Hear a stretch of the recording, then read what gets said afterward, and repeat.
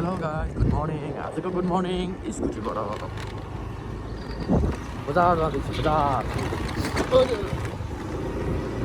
सानो काम छ एउटा, त्यसलाई पनि काम लागेको छ नि, हल्का हल्का चिसो। मेरो बजारमा काम भनेको चाहिँ यो लिने, त्यहाँबाट लिने अनि यहाँबाट 3 ठाउँबाट लिने भनेको मासुले। यहाँबाट लोकल, त्यहाँबाट कसी, त्यहाँबाट बोइलर, तिनटै लानुपर्ने अरे आज पार्टी।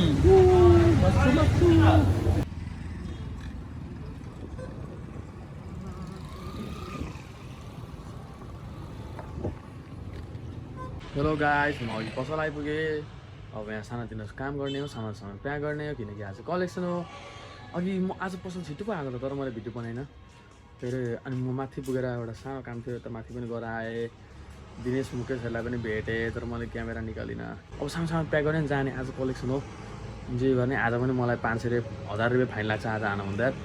त्यही भएर फाइनदेखि बचौँ।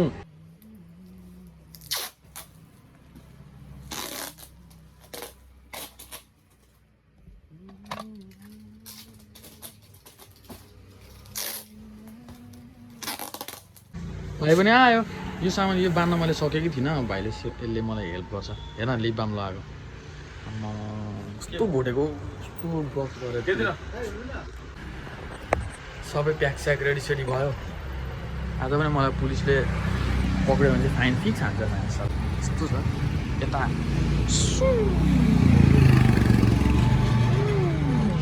बाबाई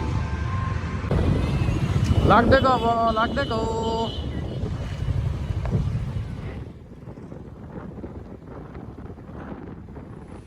र गाइज अहिले चाहिँ म बिर्ता मोडमा छु। बल्ल यहाँ अलिकति टाइम पाएर मैले फोन निकालेको, नभए आइएम बिजी। आज धेरै बिजी छु। बिर्ता मोड घाम पनि उस्तो लागेको छ, गरौँ भइसक्यो लागेको। ल भेट्दै गरौँला यसरी नै।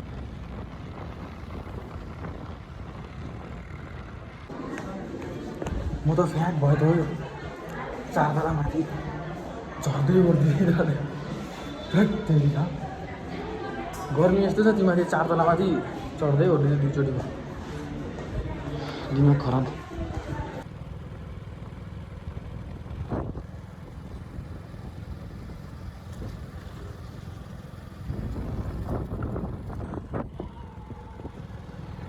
Now I'm inside जङ्गल।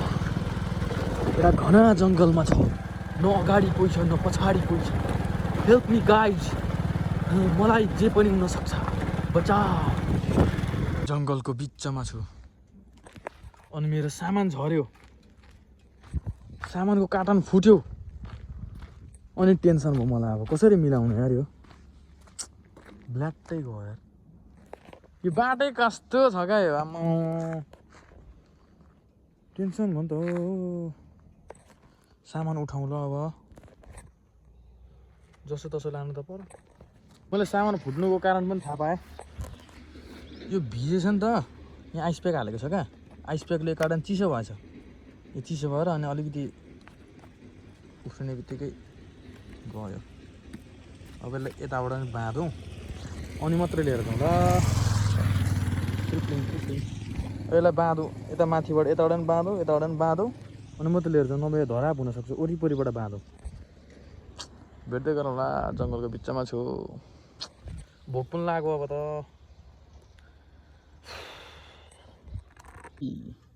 Ready to go. यति भएपछि त झर्दैन होला नि त हौ। बिस्तारै बिस्तारै जाउँ, झर्दैन होला अब सबै यो सामान सकेर अनि मात्रै भेटौँ ल। यो सक्छु म, दिमाग खराब भयो। बाबाई भेट्दै गरौँ। हेलो फाइनल्ली सबै सामान झाऱ्यो, अब आनन्दले जाने ल। बनाउँदिनँ होला अब एकचोटि बिर्तामोड खाजा खाने ठाउँ बनाउँछु, कहाँ बनाउँछु के गर्छु। सबै सामान झाऱ्यो, अब आनन्दले जान्छु मजाले बिस्तारै।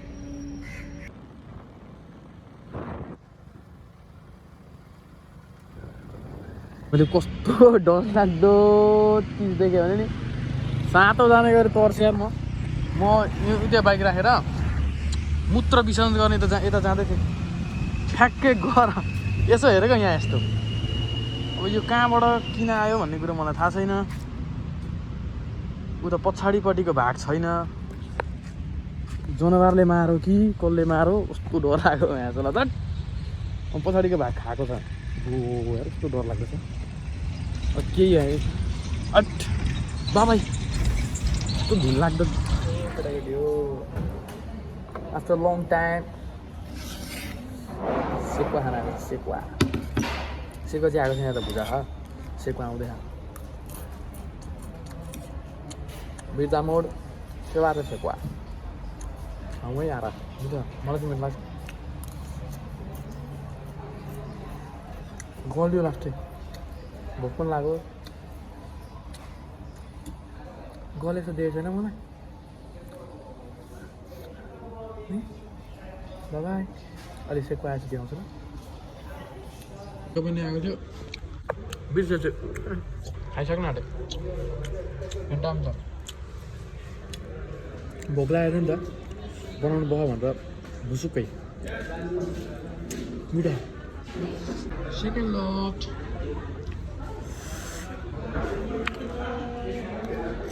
मेरो त हाल्दैन न मेरो के हो नि यो आमा बिजोगेर राम राम राम राम राम राम राम के भयो के देखिन्छ त बाहिर किन ब्लर देखिन्छ किन ब्लर देखिन्छ भनेको यस्तो यादै गर्दैन क्या गाह्रो छ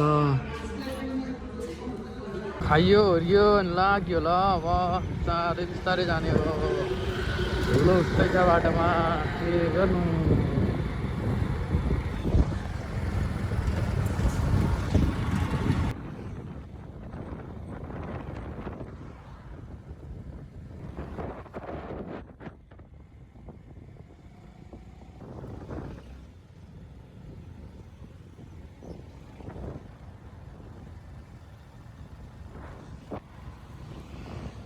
Finally, damat!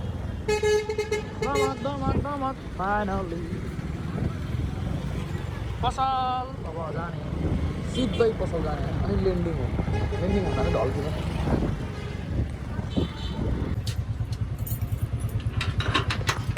By finally close आइपुग्यो पिलिक पिलिक पिलिक पिलिक बाल्दै आइपुग्यो अब गएर ल्यान्डिङ हो गल्यो लास्टै बाई गुड नाइट